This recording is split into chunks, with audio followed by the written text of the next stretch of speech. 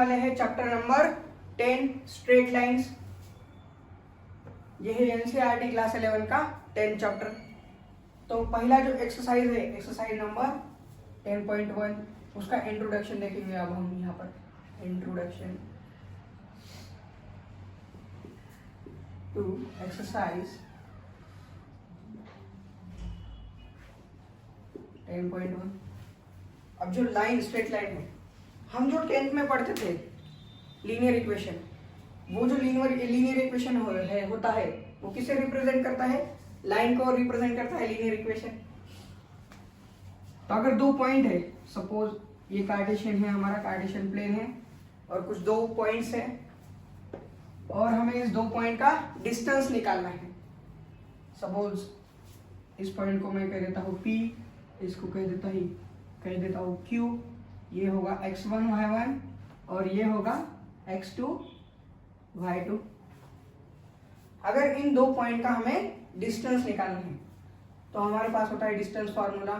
Distance formula क्या होता है? देखिए, PQ का अगर हमें डिस्टेंस निकालना है तो हमारा डिस्टेंस फार्मूला होता है √x2 - x1 और इसका whole square plus y2 - y1 और उसका होल स्क्वायर, y2 - y1 और उसका होल स्क्वायर। ये होता है हमारे लिए डिस्टेंस फार्मूला। अगर हमें दो पॉइंट दिए हुए तो हम उसका डिस्टेंस निकाल सकते हैं, उस लाइन का डिस्टेंस निकाल सकते हैं इस फार्मूले का यूज करके। अगर मुझे कोई ट्रायंगल है तो पहले तो एक लाइन को डिवाइड कर देंगे। पहले तो अगर ये लाइन है,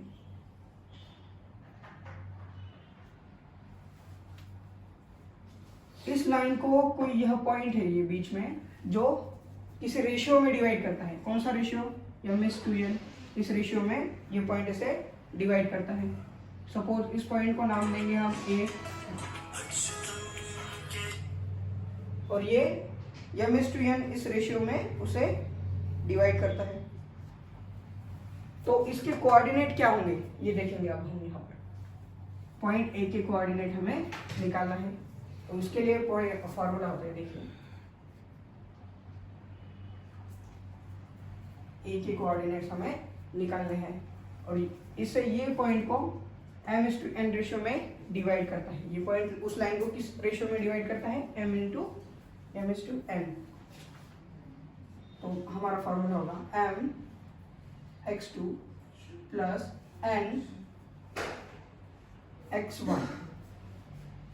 mx2 + nx1 divided by m + n, y coordinate निकालने के लिए my2 + ny1 divided by m + n। ये क्या होंगे? इस पॉइंट A का कोऑर्डिनेट निकालने के लिए ये फॉर्मूला है। इस प्रकार से हम इस पॉइंट की कोऑर्डिनेट निकाल सकते हैं। अगर कोई ट्रायंगल है, अगर कोई यहाँ पर ट्रायंगल है, सपोज ये, इसे कह देंगे हम R, x1 y1 x2 y2 और ये suppose x3 y3।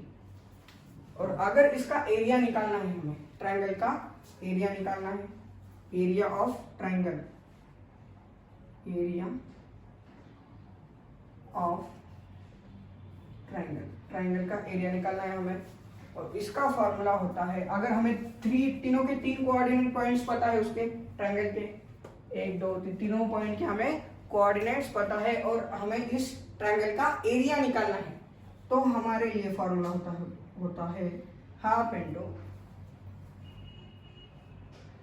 x1 bracket में y2 - y3 प्लस, अब क्या होगा, x2 y3 - y1 plus x2 हो गया x3, अब y1 - y2। इस फॉर्मूले का यूज करके हम इस ट्रायंगल का एरिया निकाल सकते हैं। तो देखिए, हमने क्या क्या सीखा है यहाँ पर? डिस्टेंस निकालना सीखा है हमने। फिर अगर हमें उस लाइन को कोई पॉइंट किसी रेशियो में डिवाइड करता है तो उसके कोऑर्डिनेट भी हम पता कर सकते हैं इस फॉर्मूले का यूज करके। और ट्रायंगल का एरिया कैसे निकालना है ये भी हमने यहाँ पर देखा है। ये सारी चीजें बेसिकली हमने तो 10th में पढ़ी थी, फिर भी एक बार रिवाइज कर रहा हूँ मैं, क्योंकि स्ट्रेट लाइन में आपको इसका बहुत सारा यूज होगा। अगर ये एम और एन, ये ए पॉइंट जो है, स्पेशल केस देखनी है यहाँ पर। ए पॉइंट अगर मिड पॉइंट है इस लाइन का, अगर पॉइंट कोई ए तो हो गया, सपोज एक पॉइंट बी है और इस लाइन का क्या है वो मिड पॉइंट है, तो मिड पॉइंट के कोऑर्डिनेट निकालने के लिए फॉर्मूला होता है हमारा, मैं क्या निकाल रहा हूँ है यहाँ पर मिड पॉइंट के कोऑर्डिनेट निकाल रहा हूँ। तो मिड पॉइंट के कोऑर्डिनेट निकालने के लिए ये फॉर्मूला होता है x2 x1 plus x2 divided by 2 और y1 plus y2 divided by 2। तो ये फॉर्मूला होता है हमारा मिड पॉइंट के कोऑर्डिनेट निकालने के लिए। तो चलिए इसे नोट डाउन कर लीजिए। अब हम देखेंगे slope of the line. Slope of line, अब ये स्लोप क्या होता है देखिए,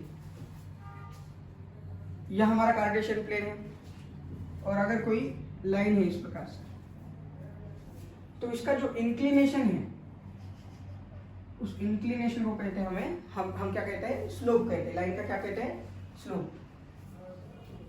अगर हमें कुछ 2 पॉइंट दिए हुए हैं, अब ये स्लोप कैसे निकालना है ये बता रहा हूं मैं आपको अगर कुछ 2 पॉइंट्स दिए हुए हैं इस लाइन के ऊपर, तो आप इसका स्लोप निकाल सकते हैं। किस प्रकार से निकाल सकते हैं वो अभी मैं बताऊंगा आपको। ये स्लोप है आपका और ये पॉइंट है कोई P, इसके कोऑर्डिनेट है x1 y1 और इसके कोऑर्डिनेट है x2 y2। तो हमारा स्लोप होता है लाइन का, slope of the line. Slope of line यानी tan theta. Tangent of this angle, इस एंगल का टेंजेंट को क्या कहते हैं हम स्लोप कहते हैं। जो भी इंक्लिनेशन एंगल होता है उसके टेंजेंट को हम स्लोप कहते हैं लाइन का। और इसके लिए फार्मूला होता है, इसे रिप्रेजेंट करते हैं हम m से। m यानी स्लोप ऑफ द लाइन। इसे किससे डिनोट करते हैं हम m से, और इसके लिए फार्मूला होता है y2 minus y1 upon x2 minus x1। देखिए सिंपल है, tan थीटा यानी होता है opposite side upon adjacent side. Opposite side यानी y2 minus y1, adjacent side यानी x2 माइनस x1। ये देखिए एडजेसेंट साइड का जो लेंथ है x2 माइनस x1 जितनी है और अपोजिट साइड की लेंथ कितनी है y2 माइनस y1 की जितनी है। इसलिए tan theta is equal to y2 minus y1 upon x2 minus x1। ये क्या है इस लाइन का स्लोप है। 2 पैरेलल लाइन है, सपोज अगर 2 पैरेलल लाइन है, इसका स्लोप है m1, इसका स्लोप है m2। तो जो पैरेलल लाइन का जो स्लोप होता है, इसका भी एंगल पकड़ लो,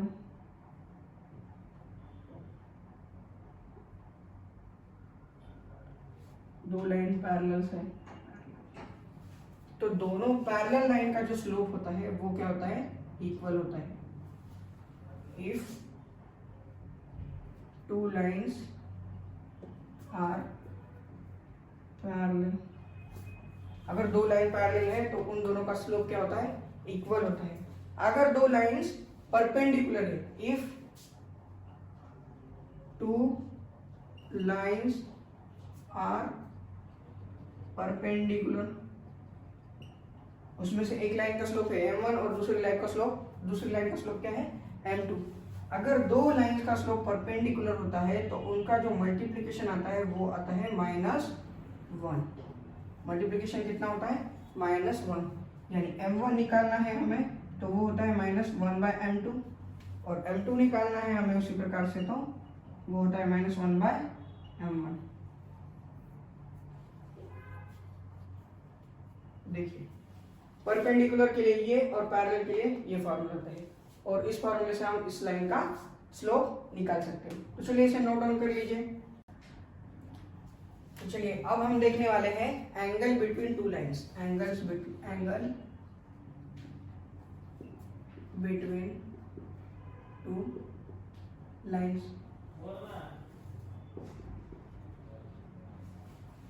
अगर ये कार्टेशियन प्लेन है हमारा,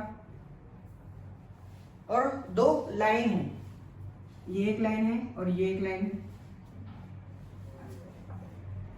तो ये लाइन थोड़ी सी इसका स्लोप थोड़ा सा ज्यादा बना दो। इस लाइन का स्लोप अल्फा 2, इसका कहेंगे हम अल्फा 1, और ये दो लाइन एंगल बना रहे कुछ पैरेलल नहीं है यहाँ, ये दो लाइन इसमें कुछ एंगल ऑफ इंक्लिनेशन है, ये एंगल है और ये एक एंगल बनेगा नीचे, यानी यहाँ पर दो एंगल बनेंगे, ये थीटा एक बनेगा, इस एंगल को कहेंगे हम थीटा और इसको कहेंगे हम फाई।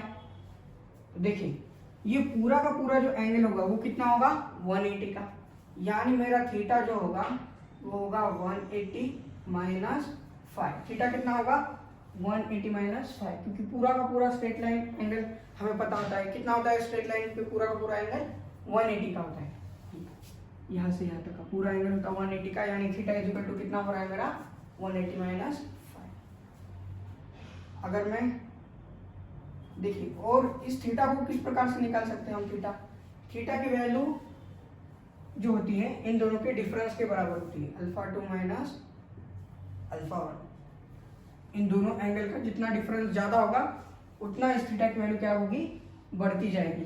देखिए इसको बढ़ा कर देखिए और इसको कम कर देखिए, जितना इन दोनों का डिफरेंस बढ़ेगा उतना ये एंगल थीटा बढ़ेगा, यानी थीटा होता है हमारा अल्फा 2 माइनस अल्फा 1।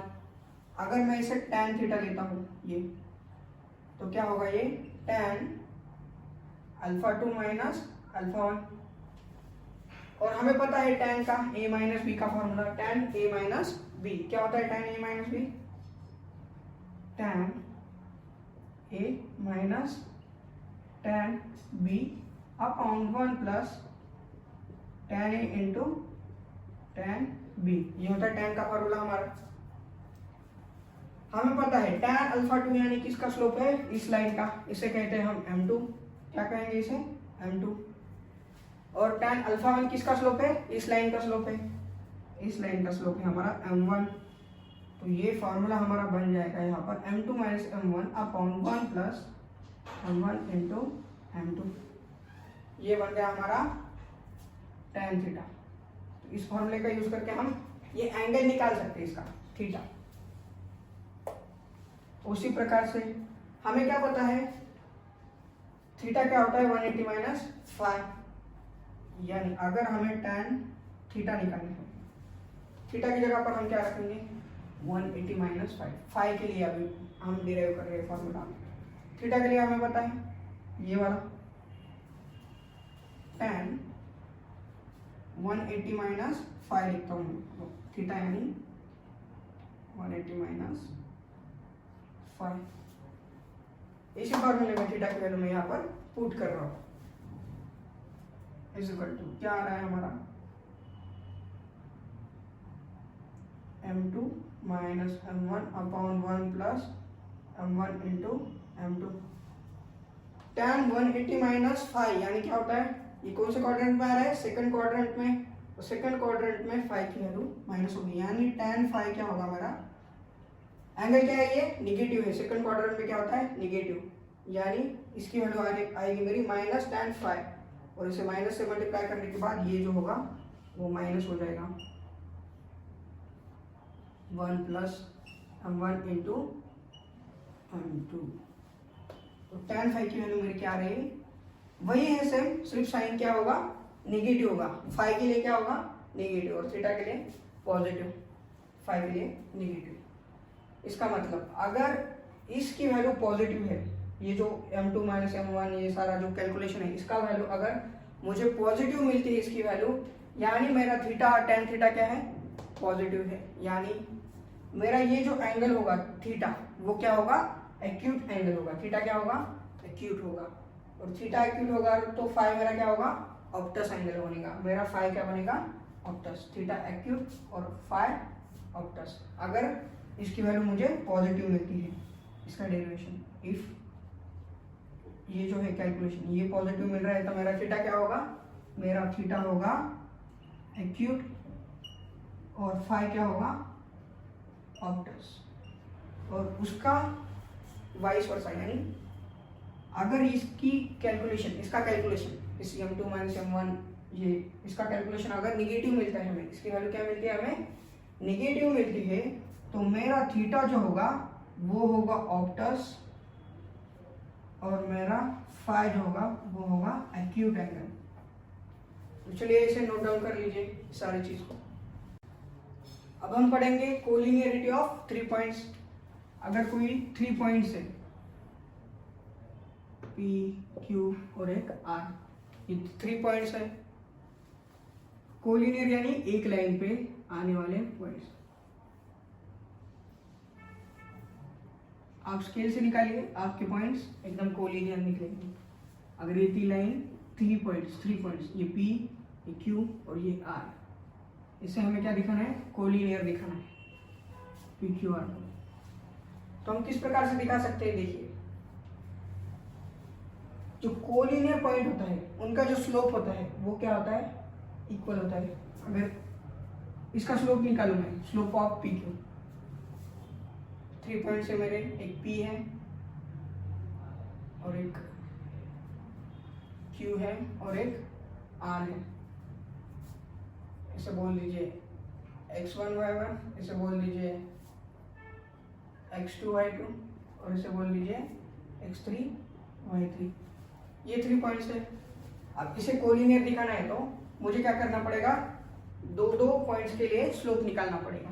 इनका स्लोप निकालेंगे पहले, 2 पॉइंट पता है मुझे तो उसका स्लोप हम निकाल सकते हैं। Slope of line P Q, पहले क्या करना पड़ेगा, मुझे जो पहले 2 पॉइंट है पी क्यू, इसका स्लोप निकालेंगे पहले। तो इसका स्लोप के लिए फार्मूला होता है हमारा क्या, इसका सेकंड वाला coordinate y2 minus y1 upon x2 minus x1। ये किसका स्लोप हो गया, पी क्यू का। उसी प्रकार से हमें क्या निकालना है, slope of line Q R, इसका स्लोप निकालना है हमें। इसके लिए फार्मूला होगा y3 माइनस y2 फिर x3 माइनस x2। अगर ये स्लोप, दोनों का स्लोप इक्वल है, slope of line P Q, slope of line P Q is equal to slope of line Q R. इसका स्लोप और इसका स्लोप अगर इक्वल है, इसमें कॉमन पॉइंट कौन सा है, क्यू, और इनका स्लोप क्या है, इक्वल है, तो ये 3 पॉइंट्स क्या है, पी क्यू आर।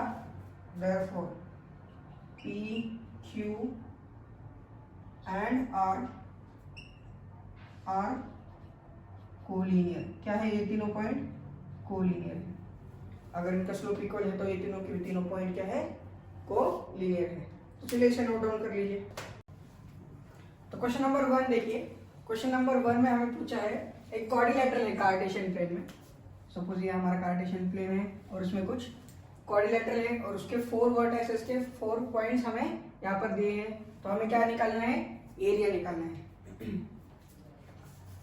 प्लेन को पहले मैं क्लियर कर देता हूँ। सपोज ये हमारा क्वाड्रिलेटरल है, इस प्रकार से 4 पॉइंट्स -4,5, ये 0,7 है, फिर 5, -5 और -4, -2। ये हो गए हमारे सारे चारों के 4 वर्टाइसेस। अब हम इसे नाम देंगे ए बी सी और ये डी, और ये सपोज हमारा कार्टेशियन प्लेन है। हमें क्या दिखाना है, इसका एरिया फाइंड आउट करना है। हमें क्या फाइंड आउट करना है, एरिया फाइंड आउट करना है। अगर मैं यहाँ से एक इसका डायगोनल बना लेता हूँ तो यहाँ पर 2 ट्रायंगल बनेंगे।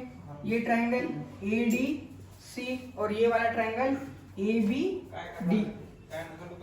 यहाँ पर डी लेंगे हम और यहाँ पर इसे नाम देंगे सी। तो ये होगा ए बी सी डी। तो पहले ए बी सी का हम क्या निकालेंगे, ए बी सी का एरिया निकालेंगे। Area of triangle A B C. A B C का एरिया निकालना है हमें। ए बी सी पॉइंट, ये ए, ये बी और ये सी। ये ए, ये है बी, ये है सी, और ये वाला पॉइंट क्या है हमारा, डी है। तो हाफ इंटू फॉर्मूला होता है हमारा x1 क्या होगा हमारा, ये वाला माइनस 4, x1 क्या है -4, x1 इंटू क्या होता है y2 minus y3, 7 minus minus plus 5 plus, फिर क्या आएगा x2 क्या है हमारा 0 से किसी भी चीज को मल्टीप्लाई करेंगे तो हम 0 ही हो जाएगा, इसलिए इसके बाकी के एलिमेंट लिखने की जरूरत हमें यहाँ पर नहीं है। पहले x1 लिखा, बाद में x2, बाद में x3 into y1 minus y2 आता है, क्या आता है y1 माइनस y2, x3 तो लिखा हमने 5, अब यहाँ पर हमें लिखना है y1 माइनस y2, यानी 5 माइनस 7, और ये सारा जो होता है मॉड में होता है, इसकी वैल्यू किस में आती है, मॉड में, ताकि एरिया कभी भी नेगेटिव नहीं होता है ना मॉड, इसलिए हम इसे मॉड में लिखते हैं। ये क्या होगा फिर हाफ, 7 प्लस 5 कितना होगा 12 इंटू 4 माइनस 48, 12 इंटू 4 ये माइनस 48 प्लस 5, और ये 5 माइनस 7 कितना होगा -2, -2 को 5 से अगर मैं मल्टीप्लाई करता हूँ, -2 को 5 से मल्टीप्लाई करता हूँ तो ये कितना आ जाएगा मेरा माइनस, ये ब्रैकेट में -2 इंटू 5 कितना होगा -10,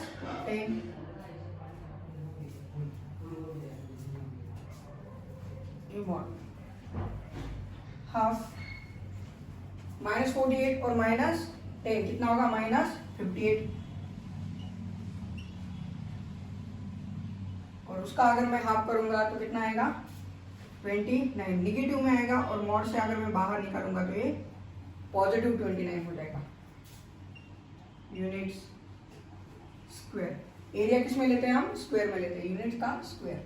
तो ये हो गया हमारा इतना एरिया एबीसी का। अब हम किसका एरिया निकालेंगे, इसका ACD का, area of triangle ACD, area of triangle ACD। इसके लिए भी वही फॉर्मूला, x1 ACD देखिए अभी, ये A बाद में ये C और ये D। यहाँ पर x1 की वैल्यू कितनी है -4,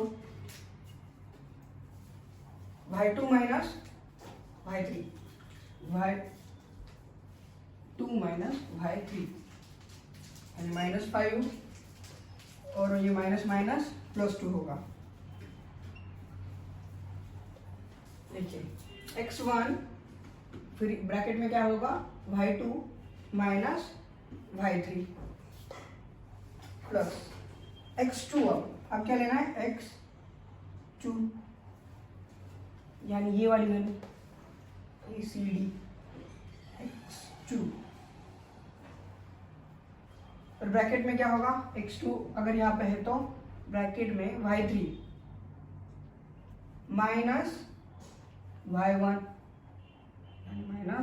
-5, फिर बाद में x3 की वैल्यू कितनी है -4, ये -4, x3, x1 x2 और ये x3, बाद में आता है x3 के लिए, x3 है तो y1 माइनस y2 यानी 5 माइनस -5 माइनस प्लस हो जाएगा, ये +5,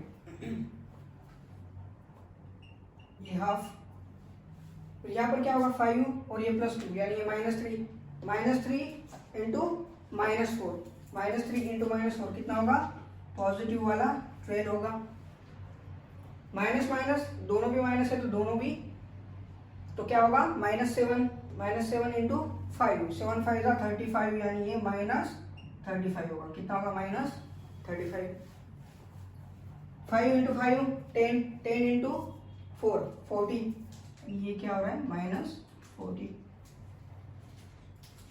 12 इंटू ये -35 माइनस 40 कितना होगा, हाफ, 12 एज इट इज, -35 और -40 -75 कितना होगा, -75, -75 में से 12 चला गया, -75 में से 12 चला गया कितना बचेगा, 63। लेकिन कैसा होगा, नेगेटिव, बड़े का साइन देना होगा, बड़ा नंबर नेगेटिव इसलिए -63 आ रहा है। ये किस में होगा, मॉड में होगा। अगर मैं मॉड से इसे बाहर निकलता हूं तो ये माइनस का क्या हो जाएगा, प्लस, यानी इसकी वैल्यू मुझे मिल रही है 63/2, 63/2 area of triangle ACD, area of the triangle ACD, ये हो रहा है मेरा ACD का एरिया। तो अगर मुझे क्वाड्रिलैटरल का एरिया निकालना है, ये पूरे क्वाड्रिलैटरल का एरिया निकालना है, तो मुझे ये दोनों ट्रायंगल के एरिया क्या करने पड़ेंगे, ऐड करने पड़ेंगे इस पूरे का एरिया निकालने के लिए। तो करूंगा मैं यहाँ पर एडिशन करूंगा, किसकी किसकी एडिशन होगी, एरिया ऑफ क्वाड्रिलैटरल, कौन सा है quadrilateral, ABCD is equal to, दोनों की एडिशन 29 प्लस कितना होगा, 63/2। इसका कैलकुलेशन कर लीजिए, आपको क्या मिल जाएगा, इस क्वाड्रिलैटरल का एरिया मिल जाएगा। तो चलिए इस सारी चीजों को नोट डाउन कर लीजिए। तो क्वेश्चन नंबर 2 देखिए, क्वेश्चन नंबर 2 में हमें क्या पूछा है, क्वेश्चन नंबर 2 में हमें पूछा है एक इक्विलैटरल ट्रायंगल है, इक्विलैटरल ट्रायंगल यानी जिसके तीनों भी साइड क्या होते हैं, इक्वल, इस ट्रायंगल को कहते हैं हम इक्विलैटरल ट्रायंगल। और उस ट्रायंगल का जो बेस है वो किस में है, y एक्सिस के अलोंग है। अगर ये हमारा कार्टेशियन कोऑर्डिनेट है, सपोज हाँ कार्टेशियन कोऑर्डिनेट है, और हमें क्या, एक इक्विलैटरल ट्रायंगल चाहिए जिसका बेस क्या होगा, y एक्सिस के अलोंग होगा।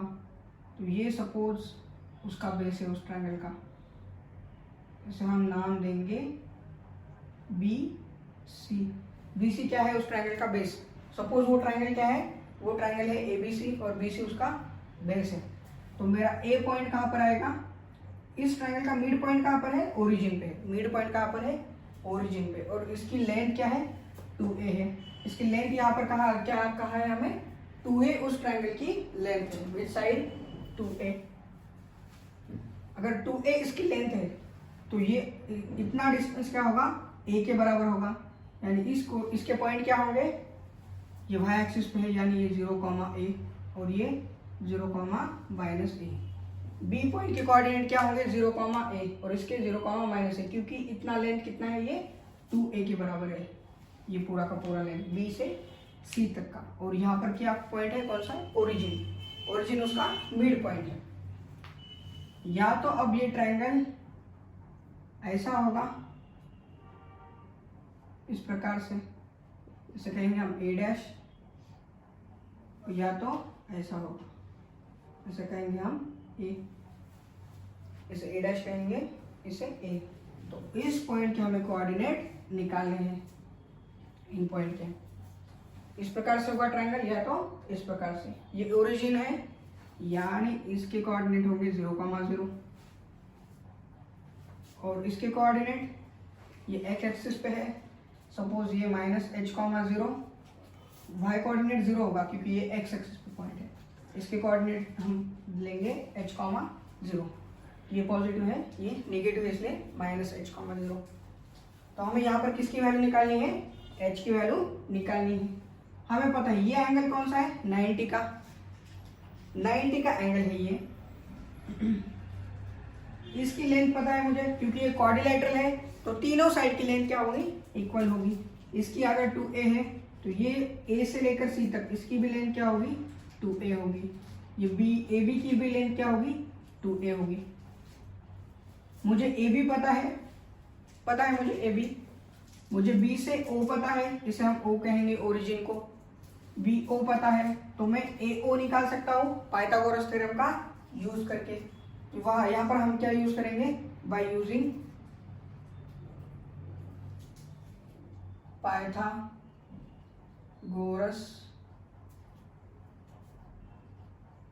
थ्योरम। पाइथागोरस थ्योरम का यूज करेंगे हम। तो क्या मेरा पाइथागोरस थ्योरम का इक्वेशन क्या होता है, हाइपोटेन्यूज का स्क्वायर, हाइपोटेन्यूज का स्क्वायर यानी 2a का स्क्वायर इज इक्वल टू एक साइड का स्क्वायर। इस साइड की लेंथ कितनी होगी, यहां से लेकर यहां का डिस्टेंस का कितना है, h, कितना है डिस्टेंस h, h का स्क्वायर प्लस इसका डिस्टेंस कितना है, a के बराबर है। ये पूरा का पूरा 2a है ना, तो BO कितना है मेरा, a के बराबर यानी a square, h square plus a square. ये होगा मेरा 4a स्क्वायर, ये h square plus a square, यानी h का स्क्वायर कितना होगा मेरा, ये a स्क्वायर यहाँ पर आकर माइनस हो जाएगा, 4 में से h चला गया यानी 3a स्क्वायर। h स्क्वायर की वैल्यू मेरी कितनी आ रही है, 3a स्क्वायर, यानी मेरी h की वैल्यू आएगी यहाँ पर √3a। h कितना आएगा, √3a प्लस और माइनस, यानी उस a पॉइंट के कोऑर्डिनेट होंगे मेरे, क्या होंगे, x कोऑर्डिनेट √3a बाय 0 और -3a, 0 और b और c के कोऑर्डिनेट तो हमें मिल ही गए, 0, a और 0, -a। तो इस प्रकार से ये वाला एक कोऑर्डिनेट, ये वाला, तीनों कोऑर्डिनेट मिल गए, तीनों ट्रायंगल के, मतलब तीनों पॉइंट पे। तो चलिए इसे नोट डाउन कर लीजिए इसे। क्वेश्चन नंबर 3 देखिए। क्वेश्चन नंबर 3 में हमें क्या पूछा गया है, find the distance between P and Q। P and Q का हमें क्या फाइंड आउट करना है, डिस्टेंस फाइंड आउट करना है हमें। अगर PQ पैरेलल है किसको, y एक्सिस को, अगर ये कार्टेशियन है, हमारा कार्टेशियन प्लेन है, यहाँ पर PQ किसको पैरेलल है, y एक्सिस को। सपोज PQ इस लाइन के ऊपर है, यहाँ पर P और ये Q, ये P है हमारा सपोज और ये हमारा Q। y एक्सिस को अगर ये PQ पैरेलल है तो उसके x कोऑर्डिनेट क्या होंगे, दोनों के x कोऑर्डिनेट इक्वल होंगे। इसका भी x कोऑर्डिनेट, इसका भी x कोऑर्डिनेट इक्वल होगा, सिर्फ y कोऑर्डिनेट क्या होंगे, चेंज होंगे। तो हमें क्या निकालना है, डिस्टेंस निकालना है। इसे कहेंगे हम x1 और इसे कहेंगे x2, ये y2 और ये होगा y1। हमें पता है डिस्टेंस फार्मूला क्या होता है, हमारा distance formula PQ √ distance formula होता है हमारा x2 - x1 उसका स्क्वायर प्लस y2 - y1 और उसका होल स्क्वायर। अब यहाँ पर PQ पैरेलल है y एक्सिस को, यानी इसका x1 = x2, यानी x कोऑर्डिनेट इसके इक्वल है, x1 और x2 इक्वल है, यानी इनका सब्ट्रैक्शन क्या हो जाएगा 0।